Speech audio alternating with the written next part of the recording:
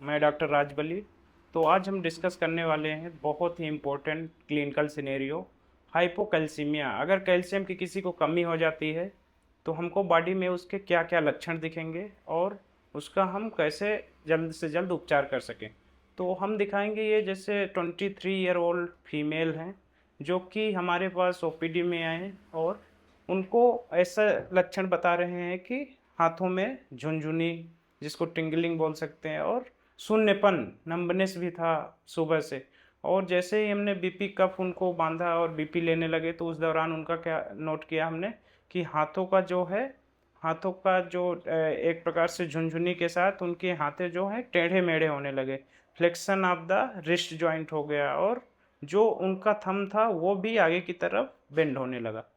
तो ये साइंस जो है इसको हम बोलते हैं ट्रॉजुअर साइंस, जो कि सीवियर हाइपोकैल्सीमिया में या फिर लेटेंट हाइपोकैल्सीमिया अगर है किसी को तो हम कैसे इसको मेजर करें। तो सबसे पहले बीपी जो है, बीपी जितना पेशेंट का आ रहा है उससे बीपी को 10 टू 20 mmHg ऊपर ले जाएंगे। मान लीजिए 90 बीपी किसी का आ रहा है तो हमको 100 या 110 तक ले जाना है और वहीं पे पॉज करके रखना है अपने बीपी कप को। और उसके बाद हमको ऑब्जर्व करना है कि हाथों में उसके फ्लेक्शन ऑफ फिंगर हो रहे हैं, रिस्ट जॉइंट का है, हैंड का जो मूवमेंट है, जो इसका थंब का आगे की तरफ आ रहा है। तो ये हो गया कार्पोपिडल स्पाजम या फिर ऑब्स्टेटिशियन हैंड, या फिर आप बोल सकते हैं कि ये साइंस जो है इसको ट्रोजर साइंस बोल सकते हैं। अब दूसरा साइन जो है हम दिखाने जा रहे हैं चोवेस्टिक साइन। व्हाट इज चोवेस्टिक साइन? क्या होता है कि जैसे ही हम कान के बगल में ये फेशियल नर्व आगे जो ट्रैगस के आगे हम टैप करेंगे तो आप देख सकते हैं कि ipsilateral twitching movement of the ipsilateral side of the lips. तो उनको ये ऑब्जर्व हो रहे हैं, मतलब ये क्या है, चोवेस्टिक साइन, जो कि हाइपोकैल्सीमिया में पॉजिटिव आता है। तो हम देखेंगे क्या क्या साइन एंड सिम्टम्स मिलेंगे हाइपोकैल्सीमिया में और इसको कैसे डायग्नोज करें। तो सबसे पहले हाइपोकैल्सीमिया में हमको लक्षण देखने को जो मिल सकते हैं तो वो क्या है, पेरी ओरल, होंठों के आसपास झुनझुनी, और जो आपको इसके अलावा क्या मिल सकते हैं, हाथों और पैरों में झुनझुनाहट, चिड़चिड़ापन, और साथ में आपको ऐसा मसल्स में खिंचाव या फिर मसल्स में ऐंठन। और कभी कभी तो बहुत सीवियर हाइपोकैल्सीमिया हो सकता है तो आपकी जान भी जा सकती है, क्योंकि जो लैरिंग्स जो होता है उसका लैरिंगो स्पाजम भी हो जाता है और कभी कभी सीवियर हाइपोकैल्सीमिया में सीजर्स तक आ सकते हैं, झटके भी आ जाते हैं। तो ये सब कंडीशन बहुत ही टिटेनी भी हो सकता है। तो ये सब चीज़ें हो सकती हैं। तो हम इसके कॉजेज के बारे में बात करें तो सबसे पहला क्या है हमारे सिनेरियो में, vitamin D deficiency. Vitamin D की अगर कमी हो गई शरीर में तो उससे भी ये हाइपोकैल्सीमिया हो सकता है। दूसरी बात करें तो सीके डी पेशेंट, ऐसे मरीज क्रोनिक किडनी डिसीज के जो रहते हैं उनको भी लंबे समय में क्या हो सकता है, हाइपोकैल्सीमिया के फीचर मिल सकते हैं। और तीसरा हाइपोपैराथायरॉयडिज्म, तो उस कंडीशन में अगर पैराथायराइड हार्मोन ग्लैंड ही कम सिक्रिएट हो रही है जो कि कैल्शियम को ऑब्जर्व करवाता है, तो उस कंडीशन में भी हाइपोकैल्सीमिया मिल सकता है। और बहुत कंडीशन है जैसे पेनकियाटाइटिस हो गया आपका, एंड एक्यूट पेनकियाटाइटिस हो गया। और कभी जितने भी, अगर मान लीजिए आपका कोई भी इलेक्ट्रोलाइट कम आता है, जैसे आपका कैल्शियम कम आ गया या पोटेशियम, तो आपको सबसे पहले किस पे ध्यान देना है, मैग्नीशियम, कि कहीं इसका मैग्नीशियम तो कम नहीं है।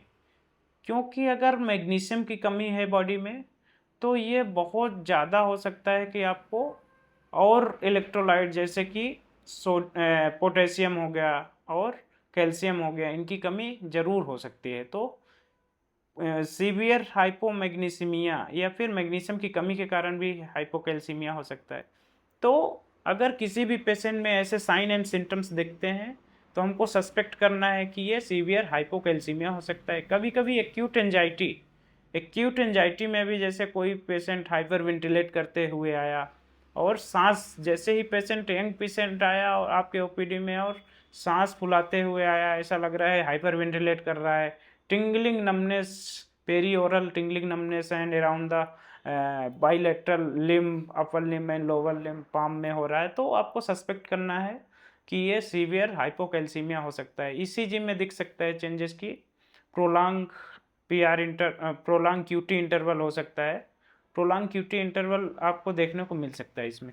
और हम इसका ट्रीटमेंट की बात करें तो एक्यूट केसेस में अपन ऐसा कर सकते हैं कि अगर हाइपर वेंटिलेट कोई कर रही है तो उसको या तो कोई एनआरबीएम पहना दें या फिर पन्नी बांध दें मुंह पे, जिससे वो CO2 वॉश आउट ना करे, CO2 को रिटेन करे, जिससे जो ब्लड का पीएच है नॉर्मलाइज हो और कैल्शियम जो है फिर से बाइंड हो जाए, फ्री कैल्शियम जो बाहर गए हैं एल्बुमिन से फिर से बाइंड हो जाए और जो कैल्शियम हाइपोकैल्सीमिया के फीचर मिल रहे हैं वो कम हो जाएं।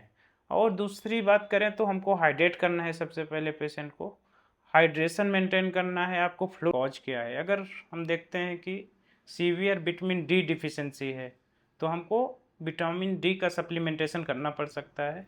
और अगर CKD का कॉज है तो हमको CKD में जो भी चीज़ें हैं बोन मिनरल्स वगैरह वो सब सप्लीमेंट CKD के पेशेंट को, हाइपोपैराथायरिज्म के पेशेंट को उस हिसाब से ट्रीट करना पड़ेगा।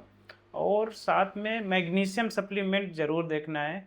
कभी कभी हाइपोमैग्नीसीमिया के कारण भी सीवियर हाइपोकैल्सीमिया या सीवियर हाइपोकैलीमिया हो जाता है, तो हमको मैग्नीशियम सप्लीमेंट या मैग्नीशियम लेवल ज़रूर उसका चेक करवाना है किसी भी पेशेंट का, अगर किसी को हाइपोकैल्सीमिया होता है।